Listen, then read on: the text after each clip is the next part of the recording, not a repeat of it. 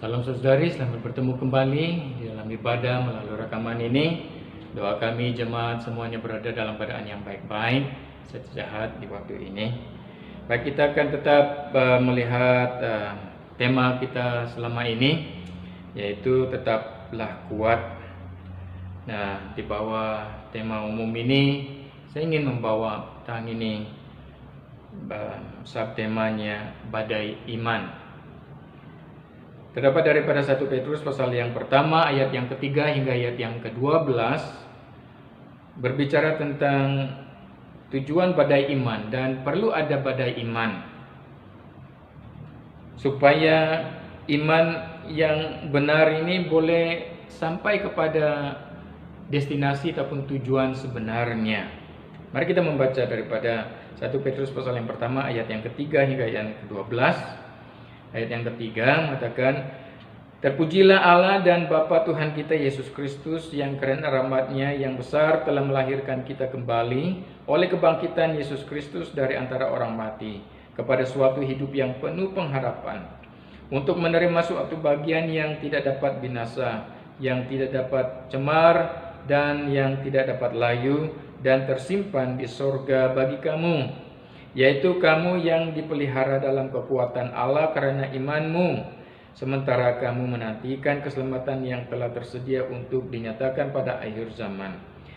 Bergembiralah akan hal itu, sekalipun sekarang ini kamu seketika harus berduka cita oleh berbagai-bagai pencobaan.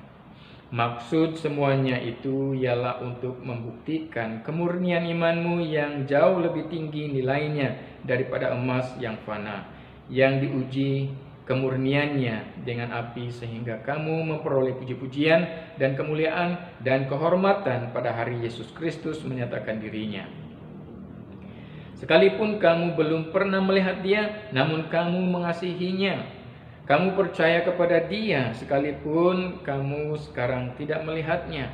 Kamu bergembira karena sukacita yang mulia dan yang tak terkatakan, karena kamu telah mencapai tujuan imanmu, yaitu keselamatan jiwamu.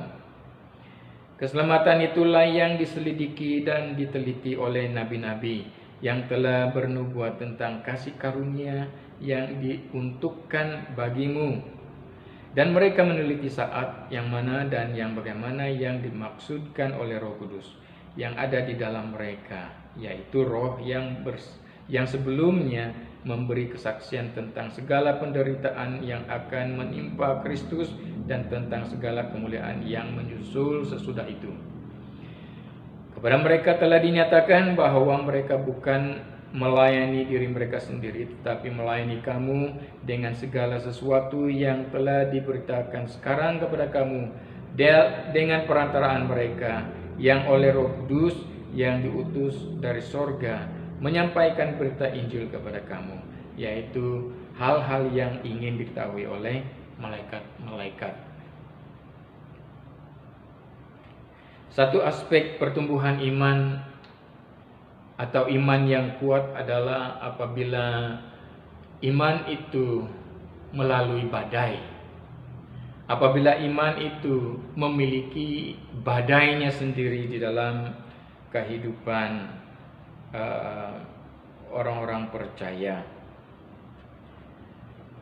Nah, hari ini kita akan belajar bersama-sama bagaimana kita dapat memiliki iman yang benar, dan iman yang benar ini bagaimana badainya, tujuannya badai itu terjadi di dalam kehidupan orang-orang yang mempunyai iman ini. Kita akan melihat ada 3 hal tujuan atau letaknya iman yang benar itu. Tapi ingin saya gambarkan bagaimana iman itu perlu ada badainya, dan perlu orang-orang percaya melalui badai dan tinggal bersama-sama dengan badai. Kita di sini bukannya pelaut, Jemaat ini bukannya pelaut, bahkan mungkin ramai anak-anak kita sendiri tidak tahu berenang, apalagi menjadi pelaut kan. Nah, apabila suasana lautan tenang, tak kira berapa kali dan berapa banyak layar yang dipasang pada kapal layar itu, tak kira berapa banyak layarnya dibuka, kapal layar tersebut tidak akan bergerak kemana-mana. Ketika ia berada di tengah-tengah lautan untuk meneruskan perjalanannya, tak kira berapa banyak layar yang kuat supaya kapal layar tersebut dapat digerakkan dan bergerak menuju kepada destinasi. Jika tidak ada angin yang kuat, ia tidak akan kemana-mana. Bahkan angin yang tenang akan membuat kapal layar tersebut bersantai dan tertidur. Tetapi dengan adanya angin kencang yang bertiup, badai menggoncangkan air laut, sekalipun kapal layar tersebut dipukul ombak dan terhuyung-hayang, dan ribut mungkin melimpah sehingga ke atas kapal tersebut, dan anak-anak kapal harus berlindung karena tekanan dari goncangan oleh badai yang melanda pelayaran mereka, namun itu akan membawa mereka ke tempat yang ditujui.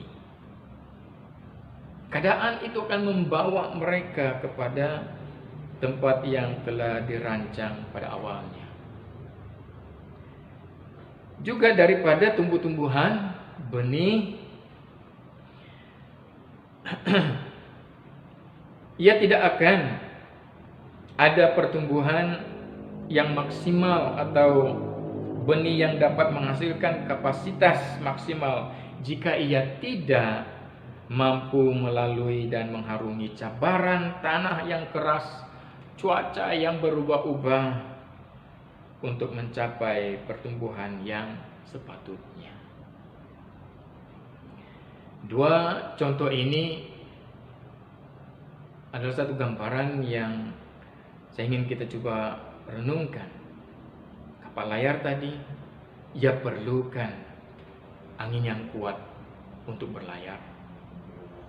Dan benih, tumbuh-tumbuhan yang ditanam, ia harus mampu mengharungi tanah yang keras, cuaca yang berubah-ubah untuk mencapai pertumbuhan yang sepatutnya.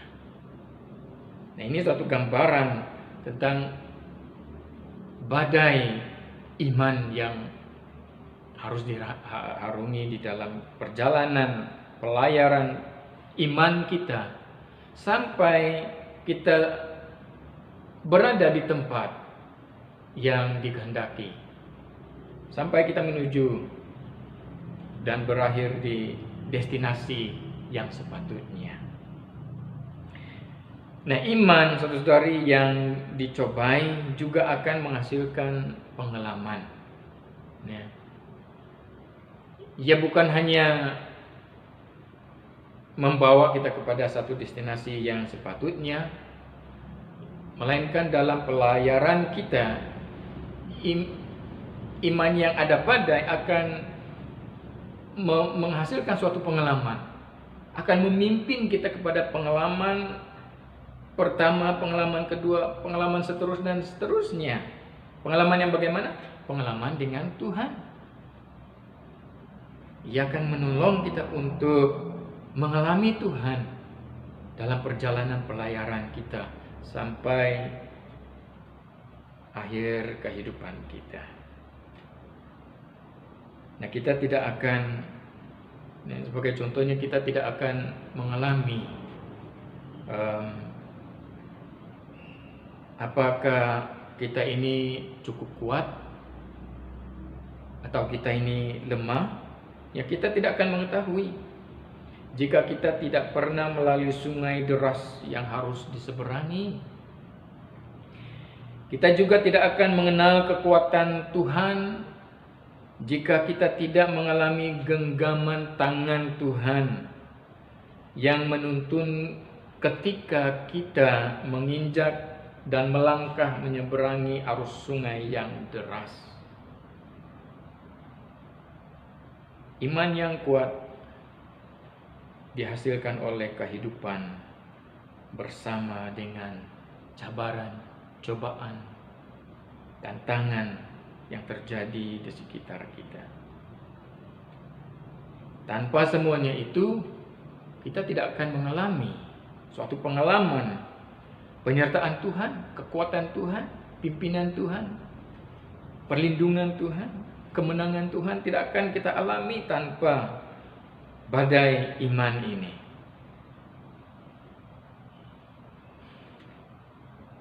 Iman akan naik,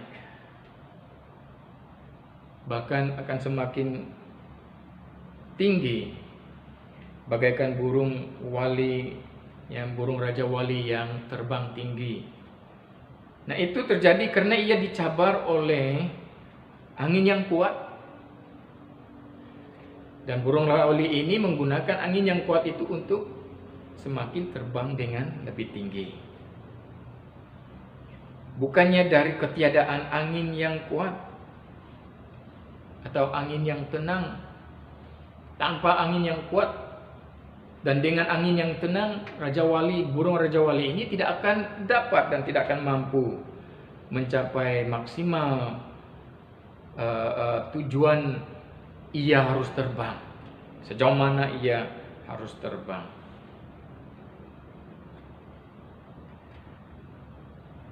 Bahkan angin yang tenang boleh membuat burung raja wali ini jatuh ke tanah,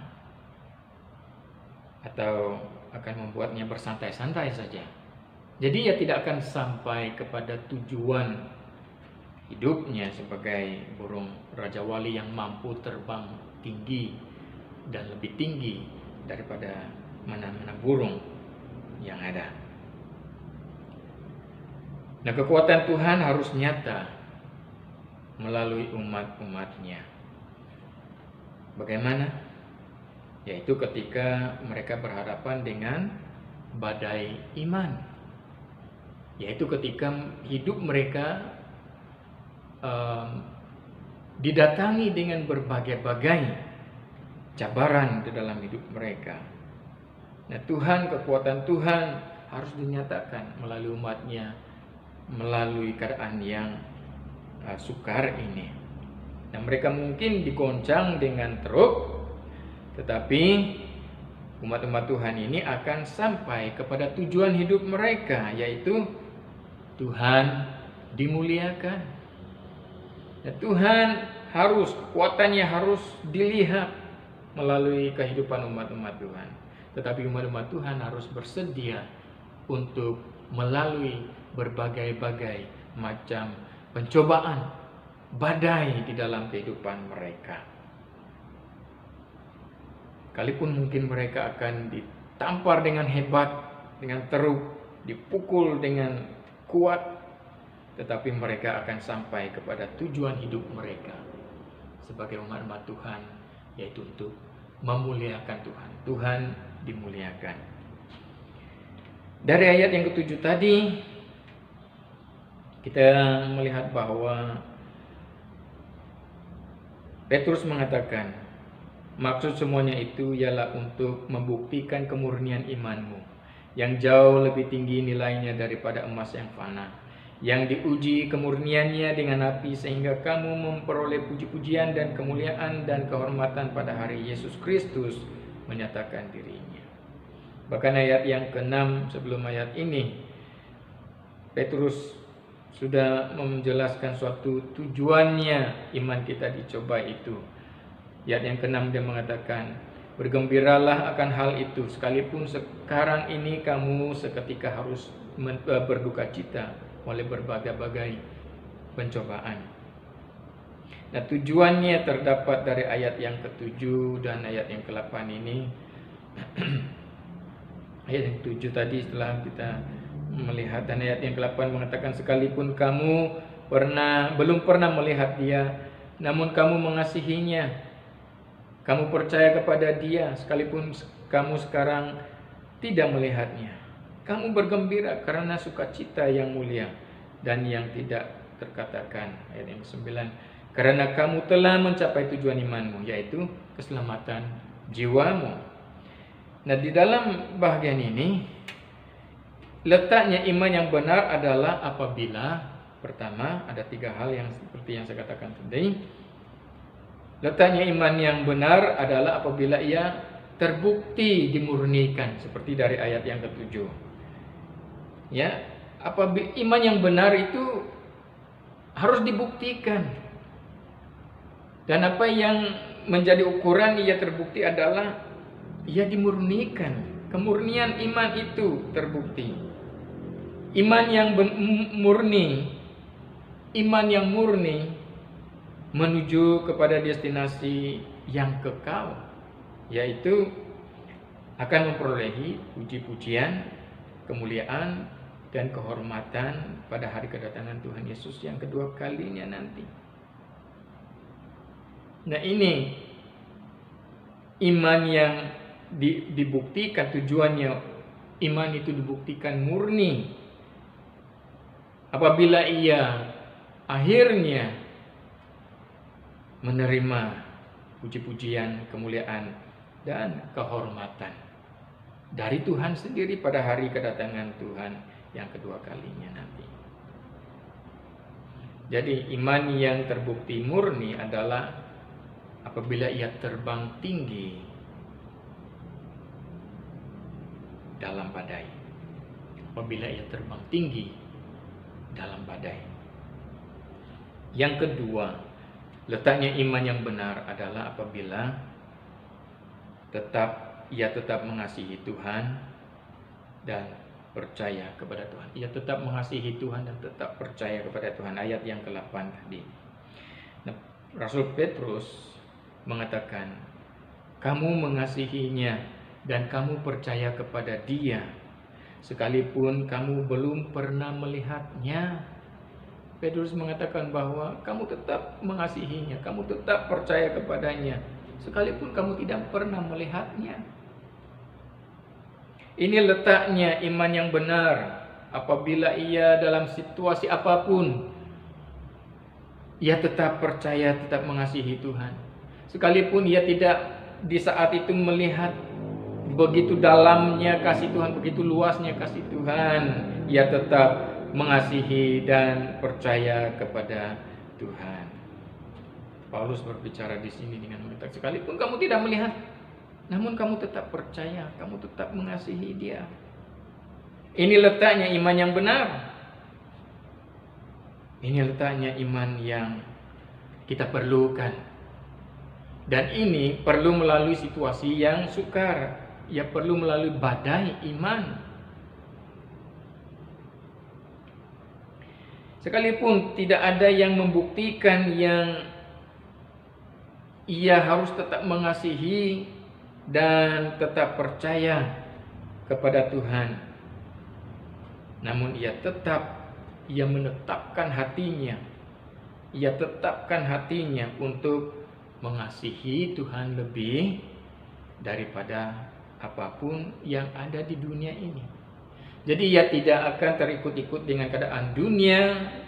Dunia sudah pun berada di dalam keadaan yang sukar, yang dilandai oleh berbagai-bagai masalah. Ia tidak akan terikut-ikut dengan keadaan dunia yang tidak mengenal, yang tidak percaya, yang tidak mengasihi Tuhan, melainkan dalam badai yang dia alami, iman yang dimiliki oleh orang-orang yang benar-benar terbukti adalah apabila ia tetap mengasihi dan percaya kepada Tuhan, sekalipun badai yang diharungi adalah berat sekali, sehingga ia tidak terfikir untuk menganiaya Tuhannya, sehingga ia tidak terfikir untuk mundur dari imannya dalam situasi yang sukar seperti ini.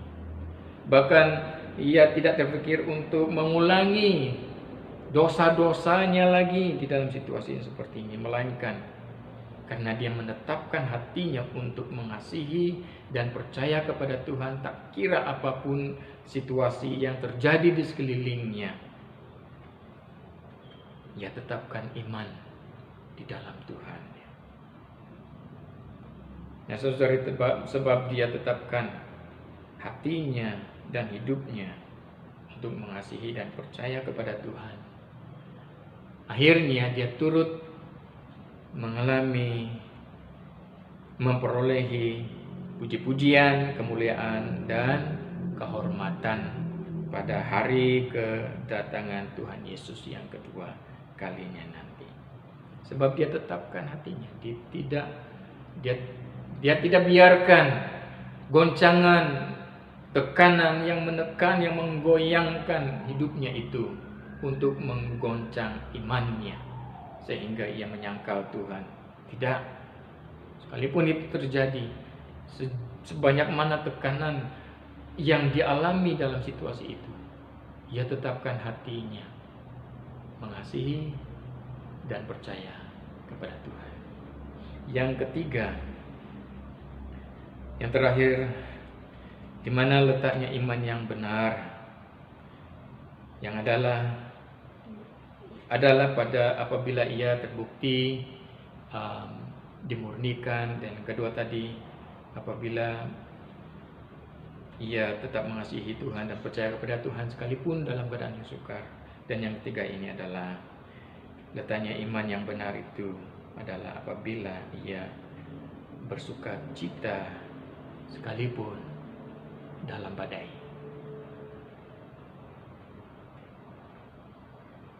Dari ayat yang ke-8 tadi juga Petrus mengatakan, kamu bergembira karena sukacita yang mulia dan yang tidak terkatakan.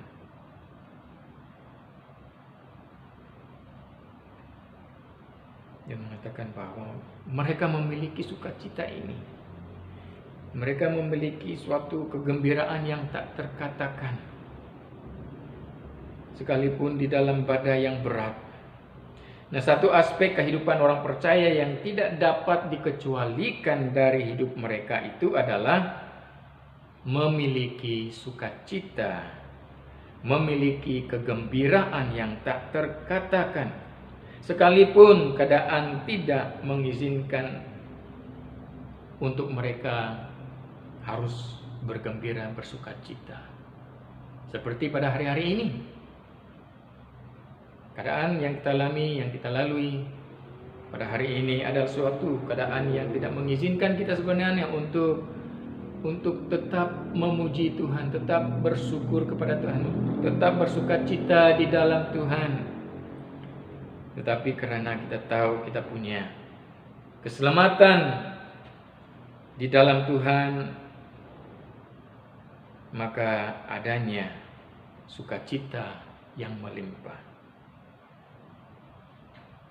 Nah, ini Petrus ini bukan berbicara tentang sukacita yang dibuat-buat. Ada sukacita, ada kegembiraan yang dibuat-buat atau yang berkecuali. Ya, yang berkecuali ini adalah kalau saya senang, maka senanglah saya. Ada sukacita, saya akan bergembira. Kalau keadaan baik, maka bersukacitalah saya. Kalau keadaan tidak menekan, maka hadirlah sukacita. Oh tidak, ini bukan sukacita yang dibuat-buat, bukan sukacita yang berkecuali, tetapi ini adalah karena ada suatu keadaan yang mereka percaya, yang mereka sudah pasti mereka miliki, yaitu karena mereka mempunyai iman yang mulia, iman yang menyelamatkan. Iman yang menyelamatkan seperti ayat yang ke-9, karena kamu telah mencapai tujuan imanmu, yaitu keselamatan jiwamu. Nah, sukacita itu bukan yang dibuat-buat, bukan yang berkecuali, tetapi karena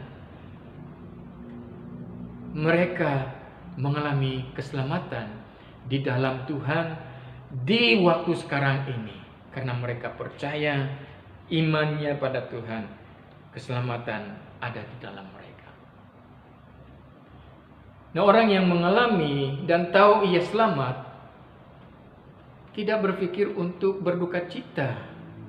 Sekalipun dalam seperti firman Petrus juga mengatakan awal tadi bahwa duka cita, ada duka cita. Tetapi ya sementara. Nah, sekalipun dalam adanya duka cita, oleh karena iman anak-anak Tuhan di dalam Yesus Kristus dan oleh karena ada keselamatan di dalam Yesus Kristus yang mereka imani, yang mereka kasihi ini, maka ada sukacita. Mereka bersukacita, mereka bergembira, sehingga kegembiraan itu adalah suatu kegembiraan yang tidak terkatakan. Nah, ini adalah iman yang sejati. Ia terletak apabila pada apa yang pertama terbukti dimurnikan. Tak kira apapun yang terjadi, iman mereka tetap mengasihi, tetap percaya kepada Tuhan. Dan di dalam apapun situasi badai iman yang terjadi, ada sukacita mereka. Dan sukacita itulah yang memimpin mereka kepada kekuatan demi kekuatan. Kekuatan hari ini akan terus menolong mereka untuk tetap kuat dan lebih kuat lagi pada hari esok. Ada sukacita. Oh, betapa indahnya hidup di dalam Tuhan dan terus mengasihi Tuhan, terus percaya kepada Tuhan. Keadaan kita tidak akan sama seperti keadaan dunia yang berduka cita terus, karena mereka tidak punya pengharapan, tidak ada jawaban. Umat Tuhan ada pengharapan, ada jawaban. Di mana? Di dalam siapa? Di dalam Yesus Kristus yang mereka percaya. Oleh karena itu, umat Tuhan layak dan patut bersukacita dan mengalami sukacita yang benar, sekalipun mereka punya badai imannya sendiri.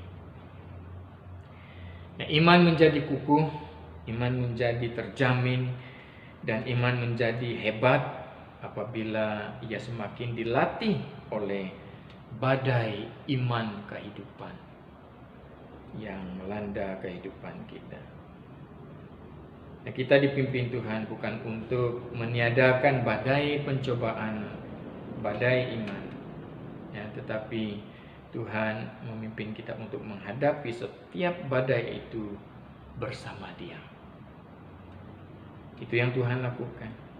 Maka itu saudari, iman ini sangat bernilai. Demikian juga pada masa yang sama, percobaan, badai itu adalah sangat bernilai, karena ia akan memimpin, ia akan menolong iman kita sampai kepada destinasi tujuan yang sebenarnya. Nah, iman kita perlu dicobai untuk dimurnikan. Jadi hadapilah pencobaan iman kita, hadapilah badai iman kita bersama dengan Tuhan. Karena firman Tuhan berkata bahwa iman kita mampu memindahkan gunung. Iman kita mampu memindahkan gunung. Iman kita mampu mengatasi apa yang mustahil bagi dunia.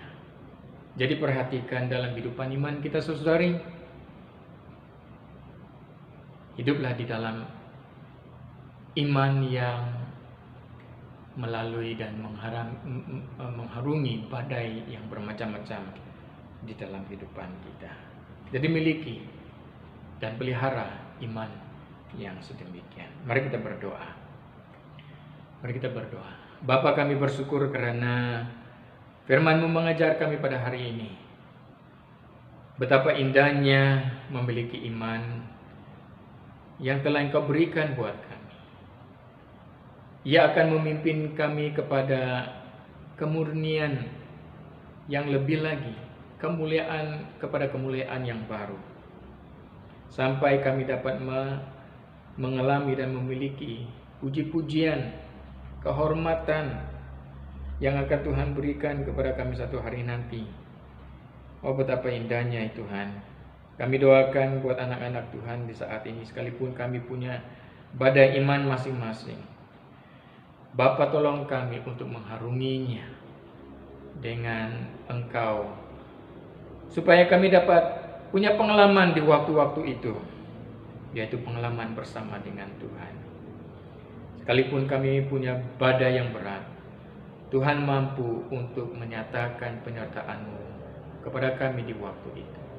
Oleh itu Bapa, tolong kami untuk tetap setia di dalam iman kami, dan biarlah di waktu-waktu seperti ini anak-anak Tuhan tetap memandang kepada Tuhan dan tetap setia dan memuliakan Tuhan di dalam kehidupan kami masing-masing. Biarlah kami sebagai anak-anak-Mu tetap datang terus kepada Tuhan, mencari Tuhan terus di dalam kehidupan kami, mengutamakan Tuhan terus di dalam hidup ini, lebih daripada hal-hal yang lain. Terima kasih Bapa, biarlah kami terus beriman dan tetap kuat di dalam iman kami di waktu ini. Sertai anak-anak-Mu sepanjang minggu depan ini yang keluar masuk dari rumahnya, saudara-saudari, ibu bapak, anak-anak yang ke sekolah, yang bekerja, Tuhan pimpin umat-Mu.